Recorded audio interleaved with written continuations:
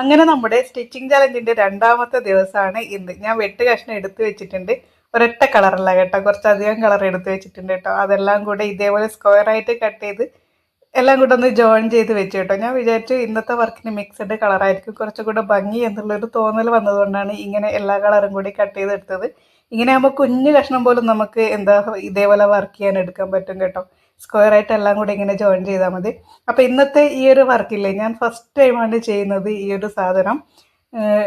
പലപ്പോഴും ഞാൻ വിചാരിച്ചിട്ടുണ്ട് ഒന്ന് ട്രൈ ചെയ്ത് നോക്കണം എന്നുള്ളത്, പക്ഷേ പറ്റിയില്ല. പിന്നെ ഒരു ടെൻഷനായിരുന്നു. പിന്നെ വീഡിയോസൊക്കെ കാണുമ്പോൾ ഞാൻ വിചാരിക്കും ഭയങ്കര ടഫാണ്, പറ്റത്തില്ല എന്നുള്ളൊരു ചിന്തയായിരുന്നു കേട്ടോ. പിന്നെ നമ്മുടെ ചലഞ്ച് സ്റ്റാർട്ട് ചെയ്തല്ലേ, അപ്പോൾ ഏത് റിസ്ക്കും ഒന്ന് ഏറ്റെടുക്കണമല്ലോ എന്ന് വിചാരിച്ചിട്ട് ചെയ്ത് നോക്കിയതാണ്. ഫൈനൽ റിസൾട്ട് കണ്ടിട്ട് കുട്ടി മമ്മ ഞെട്ടി എന്ന് പറയുന്നത് പോലെ ഞാനൊന്ന് ഞെട്ടിയിട്ടുണ്ട്.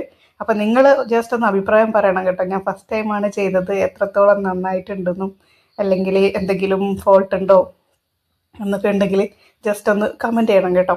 ചെറിയൊരു ഫോൾട്ട് ഞാൻ കണ്ടെത്തിയിട്ടുണ്ട്. ഇനി അടുത്ത സ്റ്റിച്ച് ചെയ്യുമ്പോൾ ഞാനത് മാറ്റും കേട്ടോ. ഈ ഒരു അറ്റം വരുന്ന ഭാഗമില്ല, അത് മടക്കി അടിച്ചില്ലെങ്കിൽ നൂല് പുറത്തേക്ക് വരാൻ സാധ്യതയുണ്ടെന്ന് മനസ്സിലായി. അപ്പോൾ അടുത്ത വട്ടം സ്റ്റിച്ച് ചെയ്യുമ്പം അതൊന്ന് ശ്രദ്ധിക്കും. അതിനെ ഏതെങ്കിലും രീതിയിൽ സെക്യൂർ ചെയ്ത് വെച്ചിട്ട് സ്റ്റിച്ച് ചെയ്തുള്ളൂ കേട്ടോ. ആ ഒരു ഫോൾട്ട് ഞാൻ കണ്ടെത്തിയിട്ടുണ്ട്. അപ്പോൾ നിങ്ങളും ജസ്റ്റ് കമൻറ്റ് ചെയ്യാം എന്തെങ്കിലുമൊക്കെ ഫോൾട്ട് ഉണ്ടോ അല്ലെങ്കിൽ എങ്ങനെയുണ്ട് വർക്ക് എന്നൊക്കെ. അപ്പോൾ രണ്ടാമത്തെ ദിവസത്തെ ചലഞ്ചിന് ഞാൻ സ്റ്റിച്ച് ചെയ്തത് ഈ ഒരു പൗച്ചാണ്. എങ്ങനെയുണ്ടെന്ന് പറയാൻ മറക്കരുത് കേട്ടോ. അപ്പോൾ അത്രയേ ഉള്ളൂ ഇന്നത്തെ വിശേഷം. നാളെ വീണ്ടും കാണാം. Bye, see U.